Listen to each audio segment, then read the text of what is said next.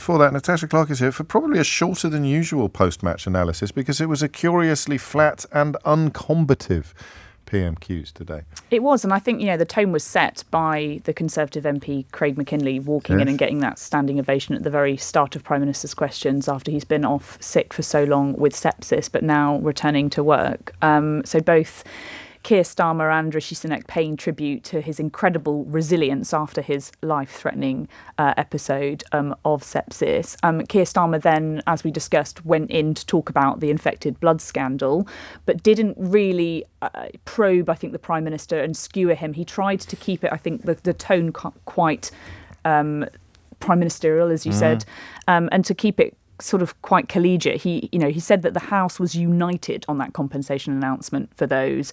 He did say that there are many hard yards to go and sort of challenged the Prime Minister to make progress and that time is of the essence.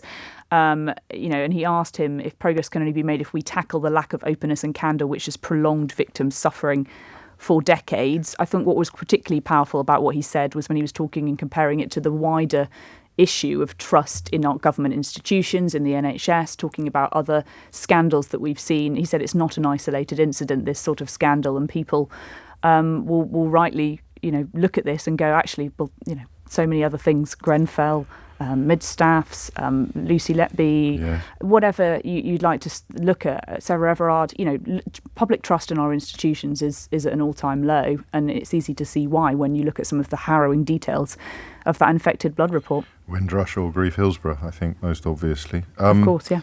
I thought the gloves were going to come off, and the second question, they didn't come off. Third question, they didn't come off. Fourth question. By the fourth question, I thought, I wonder. I mean, there's always a chance, and we should acknowledge that it's an entirely sincere response to a news story that has broken this week after being decades in the making. And he just felt that this was the correct approach. But, we're out of a job if we don't look for optics or reasonings and plans.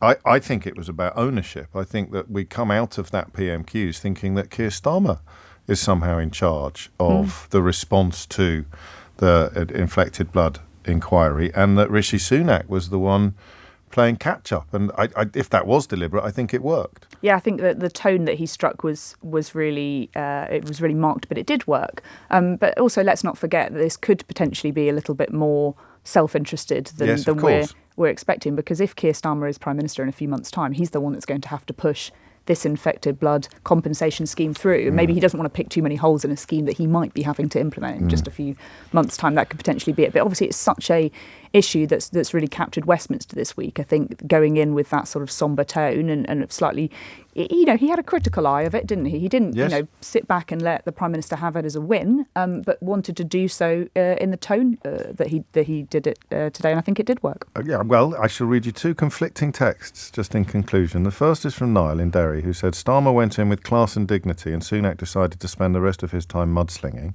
I think, to be fair, the mudslinging came later. Was that Danny Kruger who stood up? Yeah, the Conservative MP went very excitable, He's isn't very he? excited. I don't think it came from the Prime Minister this week. I agree with you there. Matt in Wrexham, conversely, says it seems a lot easier to take Rishi Sunak seriously when he's not trying to be funny or shouting out like a petulant child. Is this a new tactic? Again, I disagree with that because I think the tactics were set by Keir Starmer this week, not by Rishi Sunak. And finally, from Andrew in Liverpool, please no election yet. I've been telling my son that this will be the first one he'll ever be able to vote in, and he's not 18 until the 17th of July, so please leave it for at least a couple more weeks. Well, if the election rumour mill is true, which I don't think it is, by the way. Well, you've stated your case.